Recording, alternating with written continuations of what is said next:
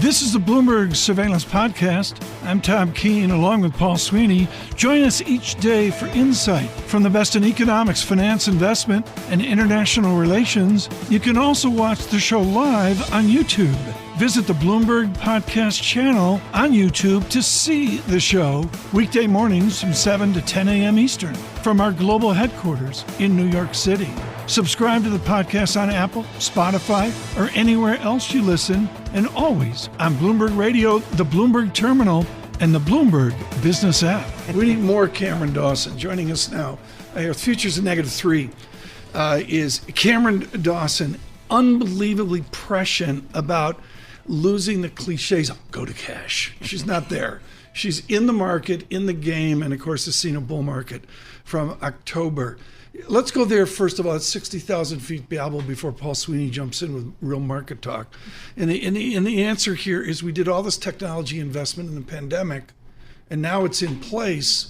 And I think there's a complete underestimation of margin strength forward because they're going to apply. I'm not talking about Microsoft. I'm talking about DuPont. Yeah.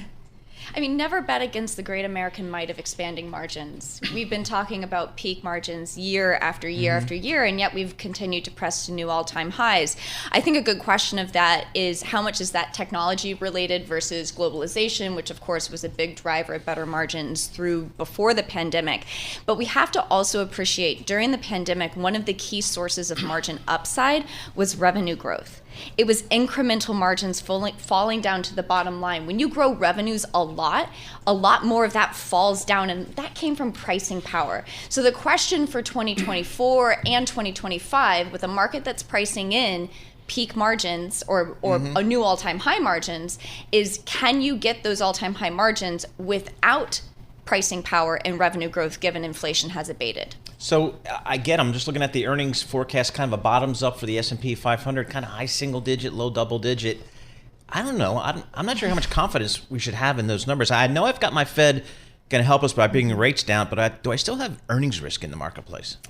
I think that we have to keep our head on a swivel for that, because what's underlying those 10 and 11% earnings growth is an acceleration in top line, not just in 24, but also in 2025, as well as those new record margins. Now, we have a lot of levers to pull, things like possibly going back to M&A, which could help with deal activity, utilizing the balance sheet possibly a little bit more as people feel better. But I think that the other very important point is that earnings estimates have been eroding over the last 4 months. And so as we've seen the market rally, you've seen earnings estimates actually come in, meaning that this is all multiple expansion. So how do you think about valuation in this marketplace? I mean, it used to be when I was a kid, 15 times was the market. Now it's 18, 19, 20 times for the market. How do you feel about valuation here? Yeah, I'm open to the idea that the backdrop of the market sector kind of dispersion does support a higher multiple over the long run. However, if you're looking at 20.1 times forward earnings, there are only 2 times in the last 40 years we traded above that level. During the tech bubble in the 2000s and during the pandemic policy bubble. And I call it that because you saw valuations expand when money supply grew 30%, the Fed balance sheet increased by $5 trillion, and real interest rates were negative 1%. Not to go Steve Ross on you from MIT, but does factor investment here forward matter? And in that, if we assume in any bull market, 70% of the stocks underperform, 30% drive the boat. Or obviously, that's not a cliche, let's call that a tautology. Okay, great, but do factor choices matter forward, or is it earnings analysis, securities analysis that really drives the ship? For us, it's the factors that are related to earnings. Such as looking at free cash flow generation. Free cash flow is such an important driver of being able to reinvest in your business, because that gives you that effective flywheel effect. We don't want to be investing in companies, mostly at this point in the cycle, that cannot self-fund themselves. We want companies that are agnostic to where interest rates are. So how many companies are there? There's like 4? You know, I mean, there's Bloomberg LP, there's Apple, you know. Okay, how many companies? I love what you just said. Except this weekend, I'm gonna, nobody's gonna do it. They're not gonna do like a Monte Carlo survey or whatever of S&P 500. How many stocks out there meet the Cameron Dawson analysis? Well, to put a number on it, when we think about our equity strategies, whether it's growth, value, or international, each have about 35 stocks in them. Okay. So to get to the cream of the crop, it's a pretty tight filter. Nothing else matters today. You and I can go home right now. Yep. What Cameron Dawson said there, folks, is gospel. She's looking at 35 stocks. Let's double it. 70 stocks. The streets out there looking at 3,000 stocks because it's a marketing ploy to keep us busy. There's like 70 stocks. That you can actually play my in. lecture's over. Continue. What sectors do you guys like right now, Cameron? I mean, I'm wondering, is tech still going to lead this market going forward, for example? I'm so torn. It's definitely a head and a heart kind of moment, because what I see with tech is that you see a lot of concentration, positioning becoming very crowded. It saw huge inflows, $40 billion of inflows. It's also very expensive. It's trading at its 2021 peak valuation, so COVID policy era valuation. However, tech and communications are the only sectors in the S&P 500 that have seen positive earnings revisions in the last 6 months. So until you see earnings revisions for value type sectors turn positive, I don't think that value can outperform. Okay, Ferro's not here. I mean, I got to do soccer talk with you. It's the only way I'm going to get through the day. Oh boy. I got to wake up from the surveillance nap. I got Tottenham, Manchester City today in the FA Cup. Really? You think the Tots can do it? I've never been more nervous to answer a question. I have no idea. Where is Jon Ferro? That's all there is. Turn around. It's like He's there. It's like you know, all I can say, folks, this is a ginormous game. 3 p.m. Paul this afternoon. Really? And it's Tottenham. Adele's going to be there. Emma's going to be there, coming back from Australia. Wow. They call me up. They say, be there. You know, bring John. Yep. It's like a huge game. Manchester City should win. All right. But we'll tune in. We'll see. Thanks for the soccer talk. That was great. That was good. Lisa, was that okay? You didn't nod off there? No, very good. Entertaining. Oh, please. You're killing me.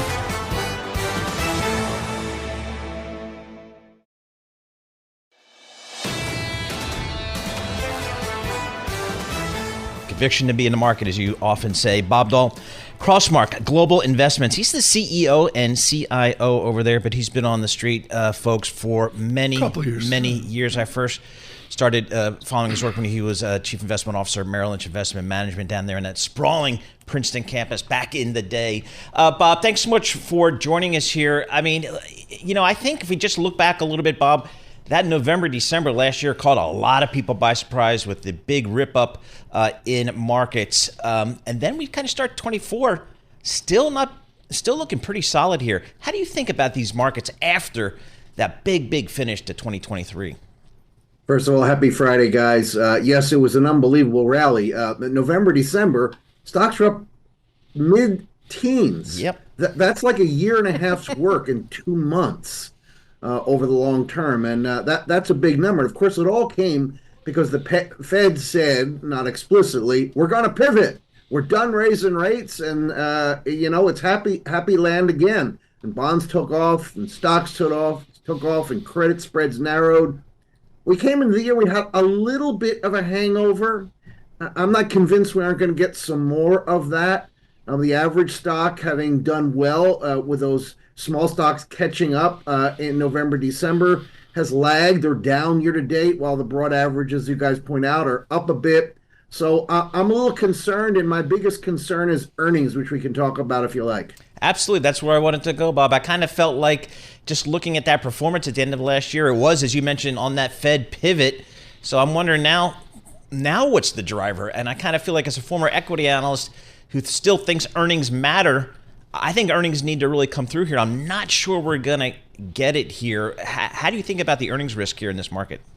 I think the risk exists, especially with PE ratios over 20. You know, if the PE were 15 or 16, maybe we could relax on earnings, but not true. Fourth quarter earnings, they're coming through fast and furious. On October 1st, when that quarter started, analysts expected earnings to be up for the quarter 7%. That number is now +1. From +7 to +1, that's a much bigger decline than usual.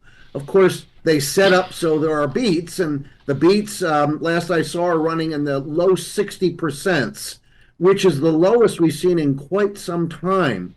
And analysts have not done a whole lot yet to their 2024 numbers, as the fourth quarter is disappointing them a bit. They're waiting for the conference calls to figure out how much to take 2024 down. Those numbers will come down some more, in my view. Bloomberg surveillance, retirement planning. We're never retiring, so we'll talk about it for you. Bob Dahl, let's talk about retirement planning. Rebalancing is all out there. If I had to rebal, whatever the timeline is, quarterly, semi-annual, yearly, every 5 years, whatever, I would have sold Microsoft 6 years ago, or at least lightened up. You need to explain to me the marketing racket of target date funds. You fought against that your entire career. What's the problem with over-rebalancing? So the first problem with those target date funds is I think they're too conservative. You know, if we retired at 65 and died at 66, different story. But life expectancy continues to get longer, so the mixes are, in my view, too conservative. And then when you rebalance, you're constantly rebalance out of things that are working into things that are not. There's some merit to that on a long-term basis, but if you're already starting too conservative, you can really rip into your retirement savings. Paul Sweeney, you nailed this with your first question of the morning, saying, what about holding your winners in that? The guy that lectured me on this was a gentleman from St. Louis. I've never forgiven him for not buying the Cardinals from the Bush family. Benjamin S. Edwards III of A.G. Edwards. Ben Edwards would scream at me, do not sell your winners. Bob Dahl, 101.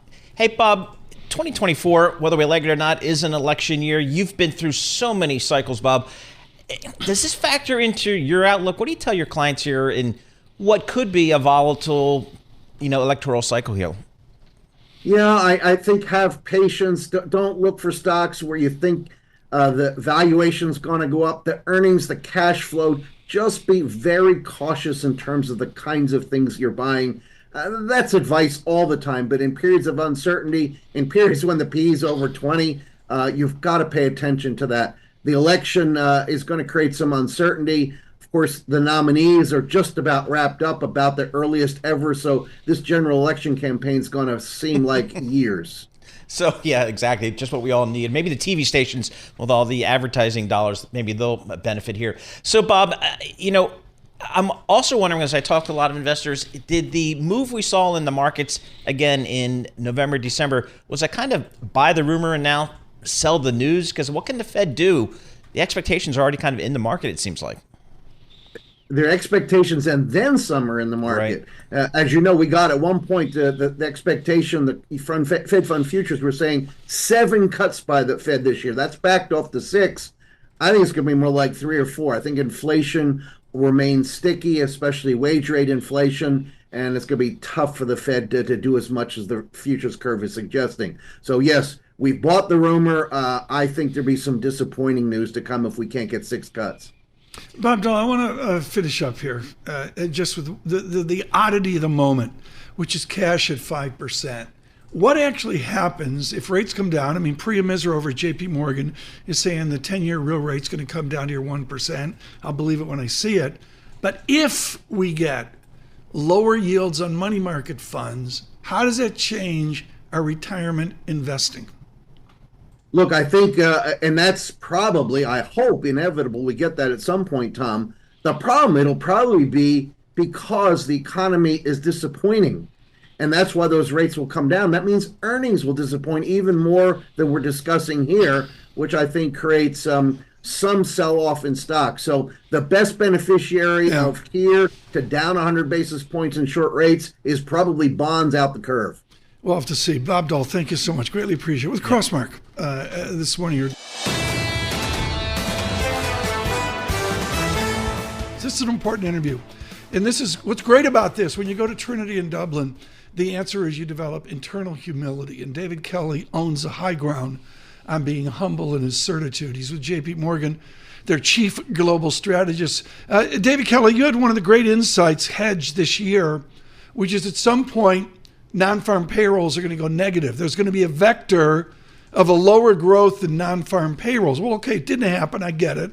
It's very good employment here. how do you adjust your trend there on non-farm payrolls going from, say, 170,000 down to zero? What's that timeline? Well, overall growth was a little bit stronger than we thought in the second half of the year. I still think that there's enough volatility in those payroll numbers and in the seasonals that at some stage over the next few months you might get that negative payroll number. But the headline is what we've seen in the second half of last year is the U.S. economy can grow faster without growing hotter. So the inflation rate is right on where the Fed thought it was going to be in their December forecasts. But growth is a good deal stronger, 3.1% year-over-year growth in the fourth quarter, which is very good news. This is actually a very healthy economy, good productivity growth, and inflation still coming down. So, David, I kind of agree with you. The numbers seem pretty solid, yet the sentiment out there and just the general reportings, people don't feel like the economy is doing that well. And then University of Michigan last week put a big consumer, positive number out there in terms of expectations. And I know as a Michigan State man, you don't like to quote the University of Michigan consumer survey, but it's pretty big out there. Talk to us about sentiment out there in the marketplace. What are you feeling here as you kind of do your work and your survey work? Yeah, even when I was working in Michigan State, we had a close relationship with the University of Michigan and their Consumer Sentiment Project, which is a very old project. But I think we're seeing a little bit of a break in the ice here because we were in an extraordinary situation, even as recently as 2 or 3 months ago, where you had, by the numbers, a top quintile economy. I mean, it was a really good economy in terms of inflation coming down and unemployment really low for a long time. And yet you had a bottom quintile attitude. People felt just awful about it. And if you have good number after good number after good number in the economy, eventually confidence bounces. And that is what we have seen.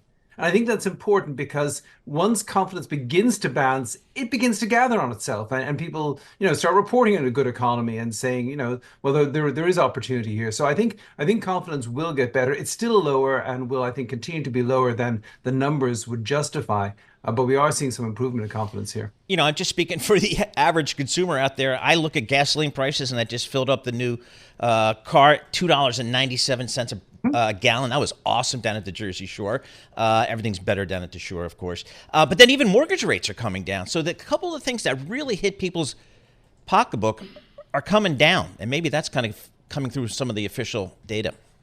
Well, yeah, I think lower gasoline prices are really important. But what also happened, though, in the last few years, we had a big increase in food prices. Yep. And the problem is that people remember what the food used to cost and then what it costs now. And that jars on them a little bit. So I think that's part of the story. But, lower gasoline prices will help. And then the one other thing I think is very important is high rents. I mean, there are a lot of people in America who rent, and rent is still very high relative to disposable income. And so it's still a struggle. And I think that sort of reflects in the confidence numbers. But over time, it is a good economy. It's generating strong real wage growth right now. Wages are growing faster than inflation. I think the mood should continue to improve. David, you've got such a great background here from University College London over into, as Paul mentioned, Michigan State, Lansing, Michigan, and East Lansing. And I got a lot of emails this week criticizing me because basically it's the fancy people on the East Coast, West Coast, and there's flyover America, and I would take it even further to say Wisconsin. There's Madison, and then there's basically there's these academic center holes where things are good. Maybe Ames, Iowa. I'm saying that, but David, how partitioned is America from where you sit? We're saying it's a boom economy, and I'm getting a lot of emails. Says who? I mean, how partitioned are we? Well, I think we are politically very partitioned. I feel very fortunate that when I arrived in America, I headed straight for the middle of the country, Lansing, Michigan, which nobody in Ireland had even heard about. But you do get a sense of how people in the middle of the country feel. But there is a big political divide here. There's also an income divide. If you're in the top 10% or top 20% of households, you're probably doing fine. If in the bottom 80%, you had that inflation, you had some wage increases, but there are surveys which show that 60% of families live paycheck to paycheck, and that's pretty grim. Year after year after year, particularly when you go through the pandemic and all the sort of social isolation that caused, and particularly given the social media feed, the cable media feed. So there's a lot of negative news being inflicted upon people who are just scraping by, and I think that leads to this mood. Even though when we look at the numbers, the economy is very good by historical standards and getting better. David, you are the chief global strategist at what I think is the most global investment bank, financial services company in the world, JP Morgan. Can the U.S. economy continue to do well, perform, when we've got Europe slower than expected growth or slower than they would like to see, China really not doing well? Can the U.S. continue to outperform? Well, I'm just back from Stockholm yesterday, and I'm heading off to Tokyo next week, so this is a good time to ask me that. But I think the answer is yes. And the big difference, I think, between the U.S. and other nations such as China, Japan, or Europe, is that U.S. consumers are just that much more exuberant. I mean, we spend money we don't have on stuff we don't need. No. We're willing to do it. Whereas in Europe, they're all busy saving. I'm shocked. They haven't spent their pandemic savings, and they won't spend the fiscal money that they all awarded themselves to try and, to try and get out of the pandemic. And equally in China and Japan, the savers are just very, very cautious. And, we spend beyond our means, but by spending beyond our means, we create the means by which we spend. And that's really the difference between the American economy and the European and Asian economies right now. Mrs. Keene's favorite guest, David Kelly, go away. He's with JP Morgan there.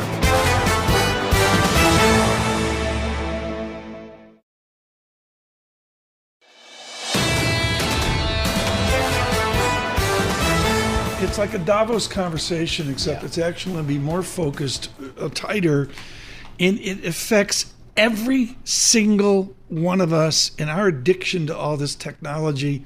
And of course, what Paul and I believe is the study of what in God's name is this doing to our children. And we'll get to the Dodgers. Frank McCourt joins us right now. He's legendary. The family is definitive in Boston business history. They've husbanded that over generations, culminating in the ownership of Marseille, the French football team, and a wandering. I mean, he sort of made the modern Dodgers. Yep, absolutely. We'll talk to him about that in a minute, but let's get to the important business at hand right now. Frank McCourt, I love Project Liberty. It's basically saying we got some things to worry about here. Let's talk about how it came together. How did you put together Project Liberty involving academics looking at technology? Yeah, well, good morning, guys. It's nice to be with you. Yeah, look, I come from a family of, that you alluded to, of builders for over 130 years. We've been focused on building things and fixing problems and so forth. And what's going on with the internet right now, it's an engineering problem. I mean, we have a flawed design, an internet that's ubiquitous, that was never designed to do the things it's doing. And so we see the harms. And those harms are, as you mentioned, to children. We now, the research is in, and we're seeing that social media in particular is highly addictive and really, really harming kids. It's also undermining democracy and our ability to govern. So it's not just limited to children. So what we thought we might do is set out and put forward a solution rather than just recycling around the problem. And Frank, what's so important here, and I think a large body of our audience, whatever their political persuasion, would say, whatever we do, we don't need a government policy because that's probably not going to work. And it's going to take, longer. It's going to take longer, Paul, for the government policy to click in to when the Red Sox get above 500. But Frank McCourt, what's so important to me is you have to speak to our tech leaders and basically say, do something. When you do that, how do they respond? Well, it's interesting. First of all, I think you're right that we need to innovate our way forward here, not regulate our way forward. Thank you. And, this country is full of creative people, of innovators, and we can solve this problem. Fixing the engineering problem, as I say, fixing how the internet works so that individuals have ownership and control of their data, and we return agency to individuals, and they have a voice in how these platforms work rather than these black boxes that we all sit and wonder, like, what's going on. And also, by the way, individuals who are creating the data share in the economic benefits. So let's focus on that, and we can innovate our way forward. The challenge, of course, is going to be getting people to migrate to this new world because, as we said earlier, these existing platforms are highly addictive by design. And doing a great deal of damage. So we need to really, really take a step back, and before we make this technology more powerful, with generative AI and so forth, and make no mistake, generative AI is just a more powerful version of the same thing we have now, which is obviously causing massive, massive harms and problems. Let's fix the tech, and then enjoy the innovation and the creativity and the power of AI. As far as tech leaders and so forth, I think big tech is just watching right now. I don't imagine they're going to give up, their model easily, which is essentially surveilling us and scraping our data, aggregating it, and then applying, algorithms that work for them and not work for us. And so we need to reprioritize now and put people at the forefront, not platforms. So, Frank, when I was kind of reading through your notes here and reading about Project Liberty, boy, I'm sure you have a tremendous amount of support out there if you poll just the average person out there about the aims of Project Liberty. However, I kind of feel like it's too little too late, that the industry's already evolved and the business models have been developed and the ecosystem is so entrenched. Is there a concern that the industry, it just might be too late, maybe? I don't believe so at all. I do believe if we sit back and do nothing, then we can pretty much predict the outcome here, right? I mean, people know, and you're right. I just came back from Davos, and the number one issue there in people's minds was mis and disinformation, and how that is destroying not only democracy, but someday will destroy capitalism. Because remember, both our capitalist system and our democratic system are both built on one simple but important concept, and that is trust. Right. And when you destroy trust, you both of those systems, both democracy and capitalism, will fail over time. So we need to restore trust. So we need to fix this. It may be a challenge, and there's no question about it. This is not going to be simple or easy. Although the tech part of it is actually quite straightforward, because we now have over 550,000 people who have joined this new internet by using a Web 2 app by the name of MeWe, and their 20 million users are migrating over to DSMP, which is this new protocol. So it's happening, and I just think we need to socialize this. And our choice is do nothing and see further harms, or do something and fix it. Frank, I want to talk about do nothing. When I was a tiny lad, my grandfather took me up a dirt hill in L.A.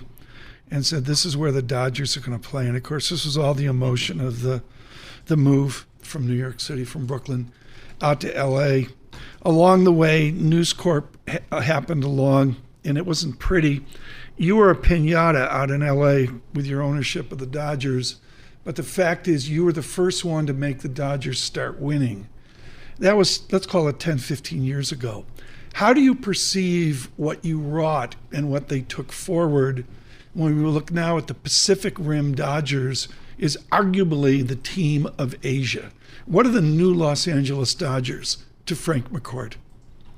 Yeah, I mean, I think they're look, they've always been an epic franchise, one of the great brands in all of sports.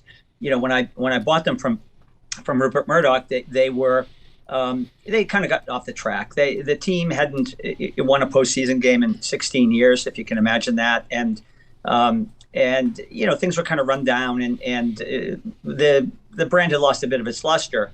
And we were able over time to restore that and restore the prominence of the team and get into back-to-back, National League Championship Series in 08 and 09 for the first time in 35 years. And we got them back and brought in some great young talent. Clayton Kershaw was one of the folks that really led the way with our, in terms of our scouting and player development. And built a new training facility in Phoenix at Camelback Ranch, and closer to our fans. And by the way, took the team to China to play the first and only Major League Baseball games that have ever been played there in 2008, and reconnected with the past. Because remember, the Dodgers had a relationship in Asia; it just needed to again be refreshed. And now you've seen the recent players that the current ownership has signed. It's pretty awesome. Right. Frank, we're out of time. I could go on forever about this. I'm genuinely excited about, I can't believe I'm saying this, the evil Los Angeles Dodgers. They're going to kill it. Frank McCourt of Boston, and always the guy that helped resurrect one of the great storied franchises of America. This is the Bloomberg Surveillance Podcast, bringing you the best in economics, finance, investment, and international relations. You can also watch the show live on YouTube. Visit the Bloomberg Podcast channel on YouTube to see the show weekday mornings from 7 to 10 a.m. Eastern from our global headquarters in New York City. Subscribe to the podcast on Apple, Spotify, or anywhere else you listen, and always on Bloomberg Radio, the Bloomberg Terminal, and the Bloomberg Business app.